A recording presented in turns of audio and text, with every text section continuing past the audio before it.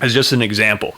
In this posture that I'm in right now, my hip flexors are shortened, right? They have to be in order for my leg to be angled at this position. And to compromise all of the, especially the myofascial tissue and on the reverse side, on my like hip and my buttocks and everything, is elongated. My ass is elongated. Another bleep right there. There better not be any gazelles watching this because you're about to enter the lion's pit. Welcome to Lions Only.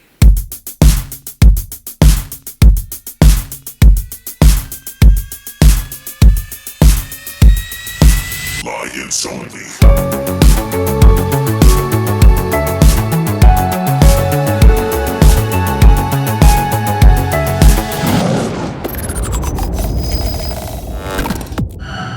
Alrighty. How's everyone doing today? Doing well, my man. I'm feeling healthy. That's always good. It's better than feeling unhealthy, isn't it? It's topically good. It's really good. Yeah. Brendan, how you doing? It's the first time we had Brendan on. Yeah, nice to be here. I spent a horribly long amount of time at Guitar Center picking up this mic, and I have no stand, so I'm getting a little extra workout holding this mic today. It's gonna be cool. I could see, man. The veins are Hell yeah, bro. popping in. I like it. You had COVID.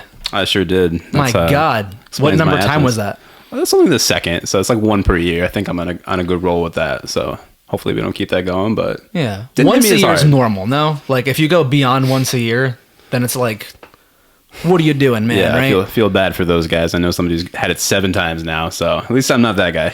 Yeah, that's rough. Yeah, it's I've a only little had it 3 times.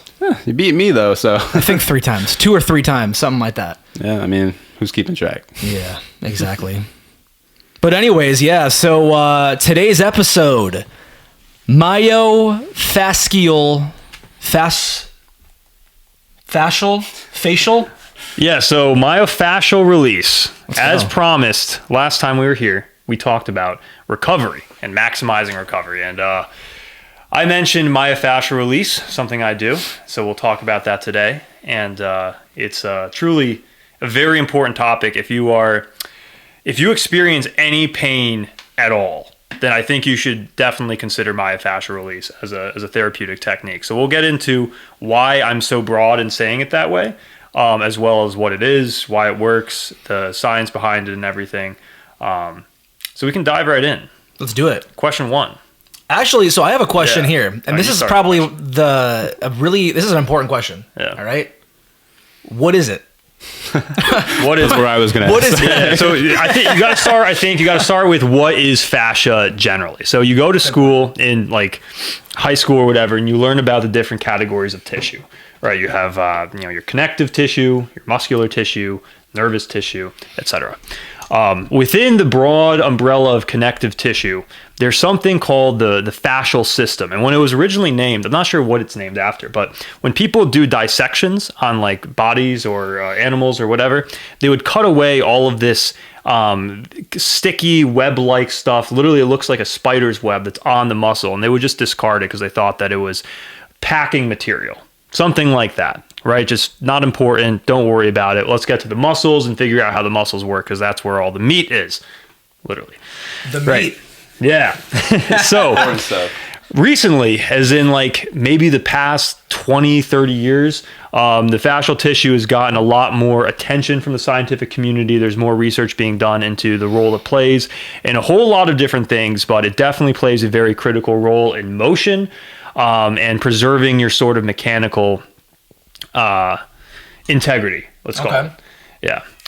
So, I with like that being actually. said, That's interesting. So my Go on. thought is, what's the process? Is this something you're doing on your own? Is it something that you're going to someone to get released? Yeah, I think it's What do you- something like, you how- can what do you do. Anybody can do it at home using like a tennis ball or a lacrosse ball or something. I think is the best way to do it. But I'll continue if you'll allow me to talk more about. Anyways, no, I'm just gonna go ahead. Moving forward. Yeah. Just to talk more about the actual structure, because I think it's important to understand like how to do it to understand why it works. Sure. And you only understand why it works when you understand like what it is.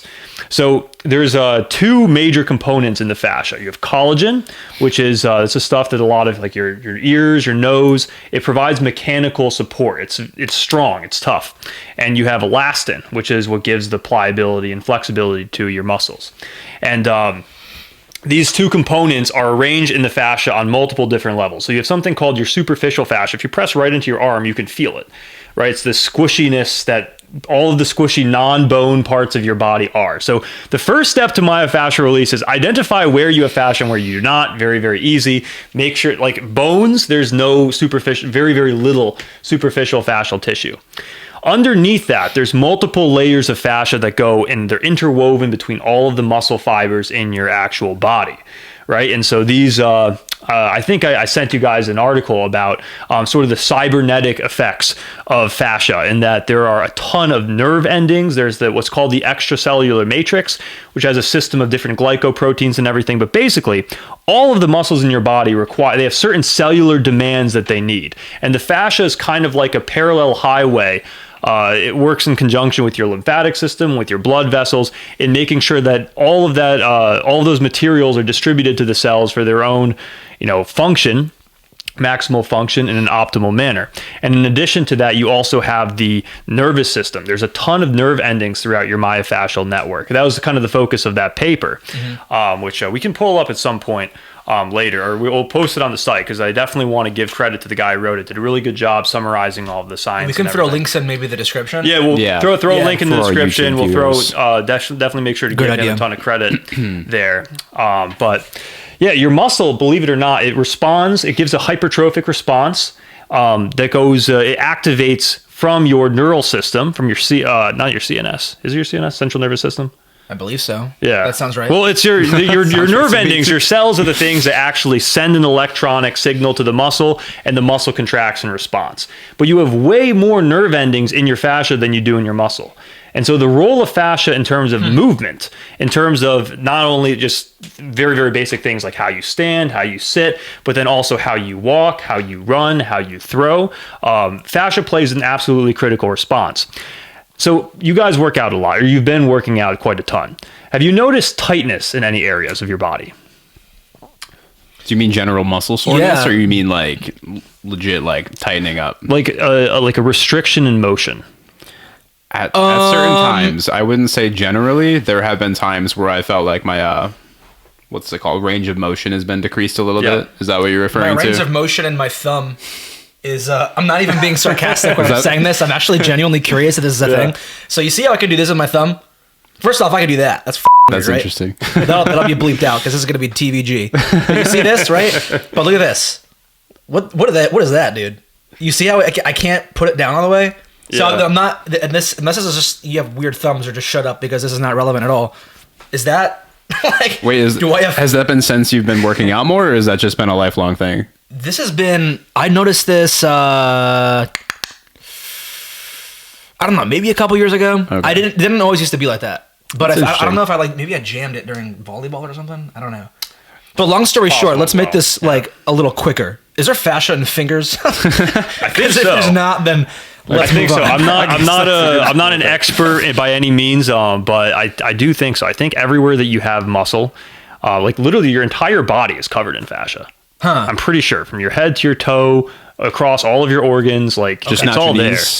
Yeah. Well, it's not like there's not as much on the bones, right? So like there's no. Yeah, if you were to try myofascial release, which is just pretty much intense pressure in one area, you just kind of move around a little bit. If you do that in your bone, it just hurts, and there's no benefit. Interesting. That. So, can I throw in a question? Yeah. So, what's the difference between that and just a standard massage? I'm so glad you asked. It sounds similar. Do they not?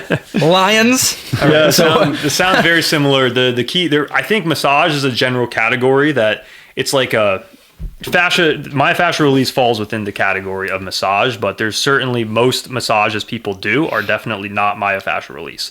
So the thing about tightening and pain as well, if you have like certain areas of your body that are like super, super tender or super, super painful when you apply pressure to them. Supple. Yeah, maybe. But that would be some sort of evidence or indication of some myofascial damage or injury, which everybody has. It's just like a percentage thing. It's like what percentage of your myofascial system has become calcified and damaged. As you get older, obviously you see older people who are like hunched over and they literally can no longer move. Gross. Right? There's an actual restriction in motion that becomes very painful, very handicapping. And I personally know, like most people I know in my 20s, I don't want to say most is too broad, but like more than 51% have complained to me about some sort of a chronic pain issue in their knees or their lower back or something. And there's obviously a lot of different causes, but it's, in my opinion, I think a lot of that could probably be alleviated with myofascial release. Because what happens is the muscles themselves, when they actually when they tighten, they're undergoing a real change, like a chemical change, where like they become so the tightness is something that is it's a breakdown in the myofascial system itself. Okay. So when you apply pressure into the tight area, you're relieving that all of that tightness in there on a purely mechanical level. And by relieving it, you allow the flow to be restored between all the extracellular matrix, all those different, proteins and glycoproteins that I was talking about. Now they start flowing in between more freely. And as a consequence of that, this has been replicated in many, many different studies, but you do see a restoration of range of motion. You see the alleviation of pain. I know I'm a runner, right? So I went out and I ran 8 miles today. 1 year ago. How many miles did you run? 8 miles. Go run 9. Go run 9. Go beat me. Half marathon. Somebody's going to do it, and they're going to post on it. Do it. In the somewhere. Facebook page, one of our many social media platforms. But yeah, a year ago, the idea of running 8 miles would be completely unthinkable. I was like capped at 2 or 3. Because physically my body would just have so many weird pains in different areas because the repetitive motion over and over again, step after step. If you have a tightness in one area, like let's say at the hips, because that's where I usually do most of my myofascial release. If I have a tightness in my hip here, that's going to change how my leg moves every single step, even just maybe 1 or 2%. But that 1 or 2% in an inefficient direction is going to cause mechanical stress on my knees. It's going to cause me to overcompensate at my ankle joints. And so I might have a sore Achilles. So a myofascial injury or problem or dysfunction in one area of the body, in my experience, usually means that there's some other dysfunction. And that's usually the cause of pain in another area of the body. And when it comes to athletic performance as well, like if you're struggling with movement, like for boxing or MMA, like jiu-jitsu, any of those types of things where you have to move in a very particular way, releasing your myofascial system is a great way to just improve on a skill basis in addition to on an athletic basis. Interesting. Yeah. So how much of this is inactivity versus like, is it like overuse, or can it, because for example, like if you were saying some of your friends, taking a deep breath in. If you're saying that some of your friends are dealing with some issues, right? Like, I don't know, not issues, but, injuries or whatever. Is a lot of that like overuse, or is it one of those things, inactivity? Like, I think last episode I talked about people saying it's so funny to talk about how your back hurts at the age of 25. First off, that's not funny. That's bad. Very bad. But meaning, like, could you categorize any of that in inactivity, or do you feel like most of the myofascial release could benefit, or rather like that's necessary for if someone's overusing their muscles, or is it just like a little bit of both, I guess? So there also could be misuse in that sense too. So like misuse, overuse, or inactivity. Yeah, exactly. Because I feel like I've definitely f***ed myself up. Beep. I've definitely had a few instances recently where like a lot of the tightness that I mentioned earlier that I felt, something in my shoulder, I did something wrong. That's the biggest time where I felt like a decrease in range of motion or something like that. I don't know if that would apply in this situation. So I guess misuse, underuse, or what was the other one? I feel like we just abuse. Abuse. Right. Yeah. No, that's a good question. I think it's probably both. Yeah. So for the overuse thing, if the word people use in in the scientific world for fascial injury is trauma. Okay. So when muscles experience like stress or trauma on them, that's what causes the tightening and all the damage to the tissue and all of that. So if you're overworking a muscle, then you, especially like a lot of people who lift, they lift abnormal amounts of weight that your ancestors did not evolve to put 300 pounds of bench pressing weight straight on your chest. Now, if you can do that, more power to you. You've become a very strong and powerful individual, and probably more so than all of your ancestors were in general. Exactly. But the risk that you run by doing that is, you can create that excess stress and trauma on the muscles that will create tissue damage. And so that's the one extreme. But the other thing you talked about that I think is far more prevalent is inactivity, in particular sedentary lifestyles. Your body, in my experience, I think this is absolutely true, and I'm sure a lot of people can relate, but your body definitely conforms to what you tell your body to conform to. Oh, yeah. So if you're going out and you're getting after it every day, like the first week or two of working out might be sore, but eventually your body adapts, adjusts, overcomes, because your brain is telling it this is your new reality. Settle in and buckle up. Absolutely. Exactly. That Yeah. first, like I've started and stopped working out so many times within the past few years. I always remember that first week as being like dead weight. Like my body just turns into a solid weight itself. I don't know if you guys remember your first week getting back into it, but like you just turn into a brick. So Yeah. your body definitely adapts after some time, because that feeling though, it sticks in my head for sure. Sure. Oh yeah. So No doubt. what's the one force that is constantly putting stress on your body at all times? You mean like literally? Yeah. Like gravity? That's it. Cool. We're all fighting gravity constantly. Force. And so this is what happens. This is how people The get government. messed up. Once you understand this, you're going to look around at people and you're going to see like most people look like they've been in 2 to 3 major car accidents just by the way they move. All right. So this is an important concept about gravity. Most of us we spend a lot of time sitting, as just an example.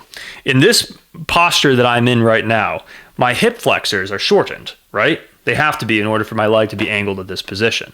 And to compromise all of especially the myofascial tissue and on the reverse side, on my like hip and my buttocks and everything, is elongated. My ass is elongated. Another bleep right there. We have an elongation event happening at the same time. So when you stand up and you start walking around, that fascial compensation doesn't go away. And so what happens is the actual pelvis bone in the body will rotate. It's called an anterior pelvic shift, right? And then you'll have a little curve at the back of your at your back, like your ass is out, right? And that's a biomechanical problem directly caused by a fascial symptom, let's say, or a fascial symptom for a biomechanical, a fascial cause for a biomechanical symptom, let's say it the other way around. But yeah, so that applies to so many different things. If your lifestyle, you're just constantly just walking wrong, right? Like, I know some people like they whenever they get a chance, they'll balance like on one foot and then just kind of do like kind of weird things with their legs and whatever when they're moving around and everything. That can be a problem. That can actually cause you significant pain in the long run. Just by exactly what we talked about. It's your lifestyle, it's your habits, and then your myofascia adjusts to those habits. And if those habits are not efficient, you run into pain in 20 years. And so, yeah, that's Okay. Inactivity and sedentary lifestyles. Avoid them. I like that. Makes sense. So what about like inflammation? Would you consider like any kind of myofascial damage, is that like kind of grouped into like an inflammation type category?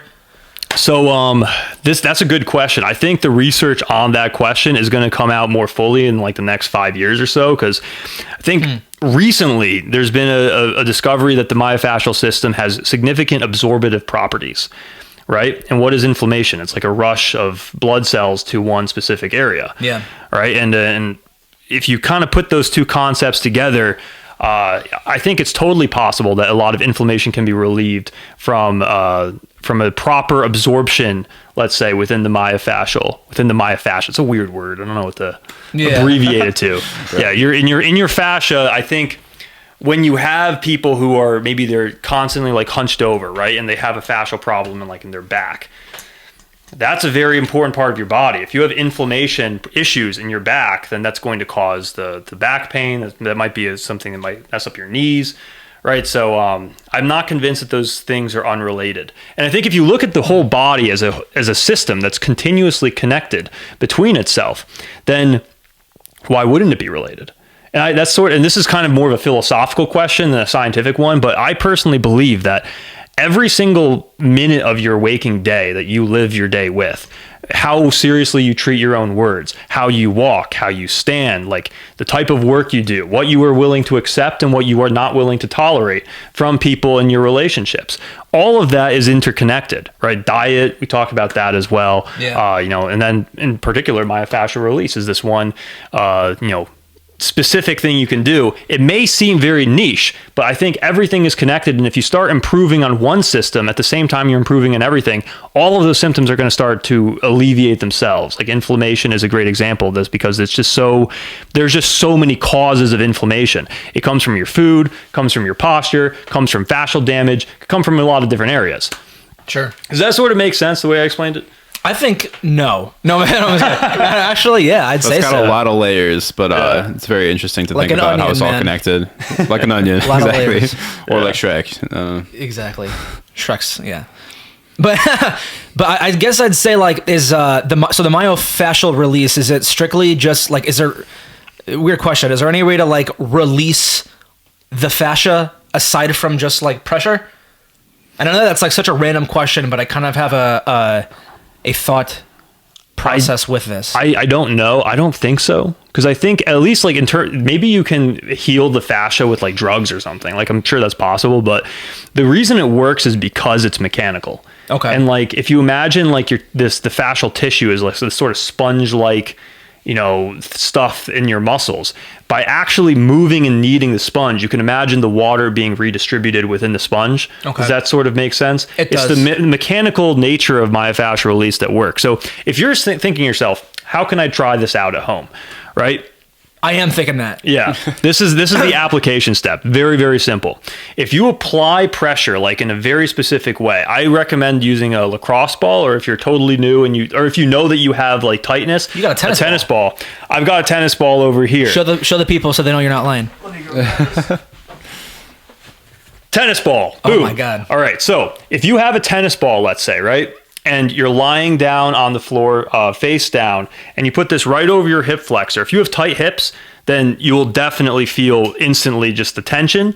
And as soon as you feel that tension begin to release, and you'll feel it, the muscle itself will just kind of, it's weird how it happens, but it just like releases. It's just more pliable.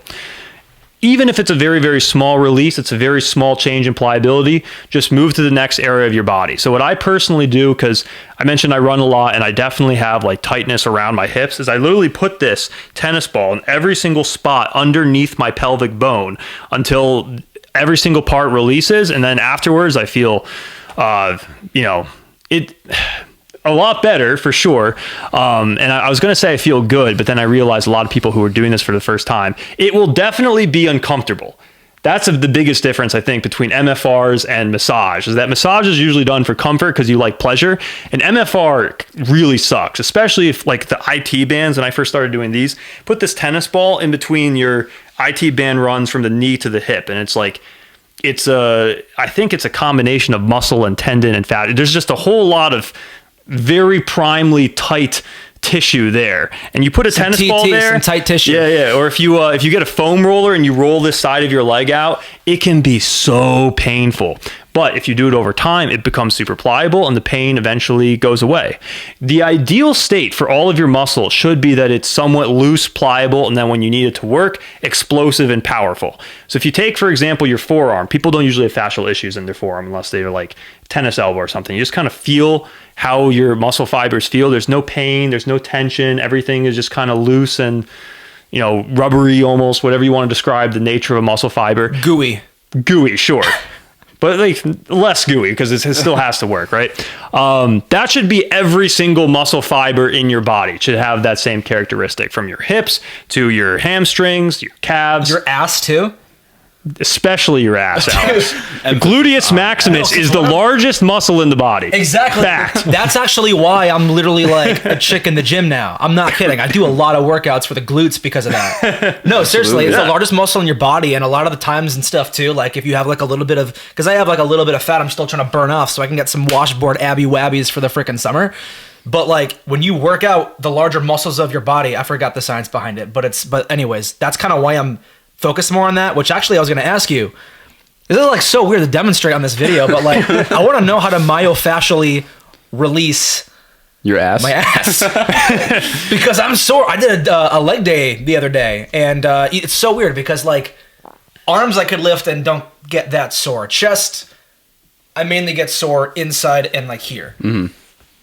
Shoulders I never get sore, and I don't know if it's because of boxing so much or something. right, Shoulder right. That's hurts. so weird But because my ass has never been sore. Really? Yeah. But even like when you're like squatting or Even doing when I'm like that's just really? never. It's usually like my quads, whatever is behind my quads. Is that part of my quads? It'd be your hamstrings. Yeah, It'd be your hamstrings. hand- We're not scientists here, but Yeah, we're not scientists. Hence the disclaimer that's in the beginning of this video. sure. Yeah, we'll throw that in there for sure. Yeah, no, I've never gotten soreness back there. I don't know if I'm just not.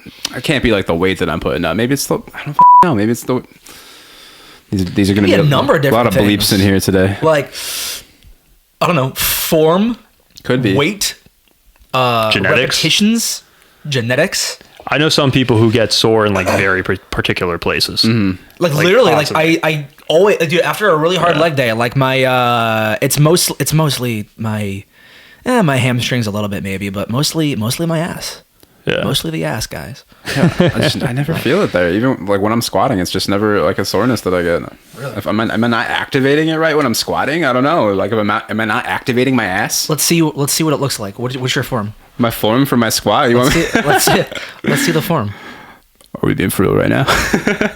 We don't have to be. I could. I don't know if I'll show you my form if you show me yours. We'll all start squatting. No, we'll all start squatting. We could always do that another time. That would be a episode. I feel like we would everybody need a better. demonstrates the perfect form of a squat. We'd need a I enjoy better that. environment for that. I feel like than this living room. Because basically what I was getting at before, though, by the way, is, and like, I'm not going to try to take this to this level again, but I'm going to. I was like wondering, like, can you release your fascia through cold exposure? Or is it mere? But it doesn't sound like it because of the what you were describing with the mechanics of the fascia It to be sounds- able to be released. They need to be moved around, not just Like pressure. like right? iced, right? I would be shocked if there was no relationship. That makes a lot of sense to me, because I mean, if you think about like what cells need to survive, because I think the reason why myofascial release works so well is that it's focused on like every single cell. Right, but just viewing them all as like a connected unit, because it's the thing that connects your extracellular matrix and all of your muscles and all that science stuff that I explained earlier. But what does cold exposure do? Right, you change the temperature, you're changing the pressure at the same time. A lot of cells have certain proteins that are probably activated or inactivated in response to certain temperatures, and I doubt that scientists have figured out the full extent of cold exposure on the human body, and I think Wim Hof is evidence of that, right? We're still figuring Yeah, out for this real. man and how he works. Still being studied. So that's our goal. We're not scientists. We're trying to be ahead of the curve. Focus on application and focus on what works and what gets results. What works is important. So Exactly. yeah, I think the interplay there is going to be very interesting. I've started doing Wim Hof's alkaline breathing. No way, you did? I do. Yeah, I do You it every do? morning. Yeah. Oh my God. Yeah. Dude, let's go. It's Let's great. go. Would you like to I explain honestly- that for the viewers? Oh my God. And me? I would do an entire freaking episode on this, and I actually literally want to do an episode where where we lead people in a breathing meditation and be like, try this. I think That would be really yeah. interesting. I think Oh my that'd God. be great, and I think it's just in real time as well. Especially if have you done any of the Wim Hof method? No, you before? guys talk about it. We I should have do the not. first Amazing. time like live That'd be on the podcast, because I would it love is. that. It shocked me how much it changed, like how I felt. Right. So the full story here. There's a story. I don't drink a whole lot, and so I come home for Christmas, and my mother, who is Polish, she insists that I have 2 super heavy drinks at dinner, and I wake up the next morning feeling like one of the worst hangovers I've had since like college. Terrible. So I text the guys and say I have a terrible hangover, and Alex sends back this video of, it's like, I think 10 minutes tops. I only did 10, 11 minutes, something like that. it's You're a doing 10-minute 3 rounds. video where Wim Hof guides you through this like meditation breathing exercise where you focus on controlling your breaths, and there's a whole lot of things that he does in there. I don't want to take away his IP from him. Let the man speak for himself. But afterwards, it was like I was a new man. I could go out. I went out and I worked out after that. In fact, I felt so good. That is wild. So it was, I think that's a very, very interesting in terms of the interplay between myofascial release and cold exposure. I think there's definitely something there. 100%. Yeah. I think there's something there. I want to can't look speak more into about that. I'm actually curious to see where this where the science leads in the years and stuff. But Yeah. And then also do it. Because like science, sometimes it says one thing, sometimes it says another thing. If you ask like, what is the science on diet? Right. There's going to be like 10 different opinions depending on which special interest group is funding the study. Exactly. But if you're doing, I know that your cardiovascular endurance has improved tremendously with the Wim Hof method. I think that my running and all the biomechanical problems I've had have improved tremendously with MFRs. Like combine them, see what maybe you get exponential growth. That's what makes you a superhuman. That's what makes you a lion, man. Infinite testosterone. No, that's exactly. Not gonna happen. Infinite. Cannot promise such things. Man, look at this disclaimer again, please. But yeah, no, I don't know. Yeah, we can do that. But I actually that'd be.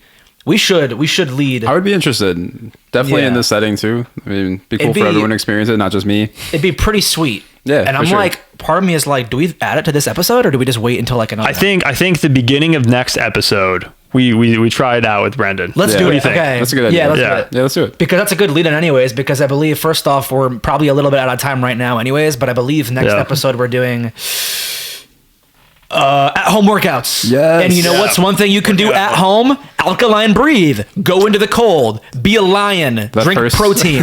Snort your creatine. Don't be a gazelle. You had me a little worried on that first syllable. I thought you were going to say alcohol. Exactly. Destroy your diet.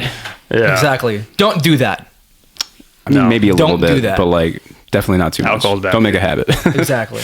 Everything is fine in moderation. Absolutely. Nothing is inherently good or bad. It just is. That was a good way to put it. Marcus Aurelius, the Stoics. He was an interesting guy. He was great. I think we're going to talk about Stoicism as well. Oh my God. We have so many topics that we keep bringing up in these first few episodes. We're going to do a better job in the future of staying glued to each one so they all have their full airtime. But exactly. And I guess we can mix and mash ideas as is appropriate. 100%. Yeah, so now you all know. Now you all know the truth about why people are dysfunctional. And when so you what go did we out, learn today too, right? What have I learned? Yeah. I haven't learned anything. I've been teaching you. I've been instructing you. We learned the pronunciation of a really weird word.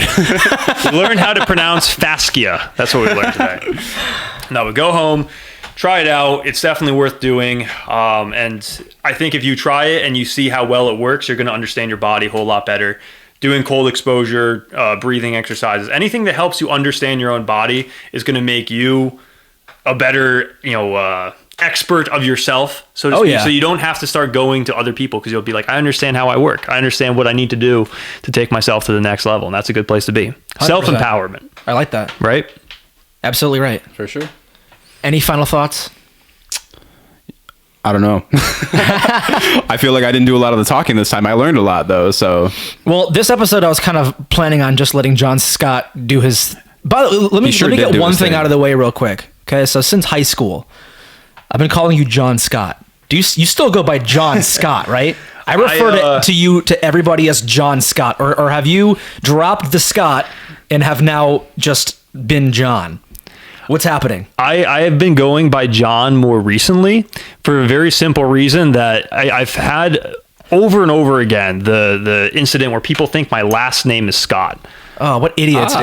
Yeah, well, just like for professional reasons, if I were to introduce myself to somebody as John Scott and then we have a conversation later, then they'll remember me as John Scott. Even if I tell them my actual last name. Call you Mr. Scott? Yeah, they'll just consider me John Scott. So I've been going by just John lately. I like that. So it's yeah. So do you want me to just do John? What do you want? What do you want me to call you? What do I want? Call me John. Yeah. You sure? You don't want John Scott anymore? The end of an era. Well, that's the other thing as well. If you get to change your name, you get to change your whole identity, right? So I'm taking on a new identity. I'm a new person now. Just call me John. John, you heard it here first, guys. Yeah. So let's sign this off. All right. We learned that you should roll out your fascia today. You should really look into the Wim Hof method, and you'll learn that next week. We're talking about, what do I keep forgetting? At home working out, and we're going to make Brendan alkaline breathe. Hell yeah. We're going to make his body do what it's capable of doing. Stay hungry, Lions. Lions only.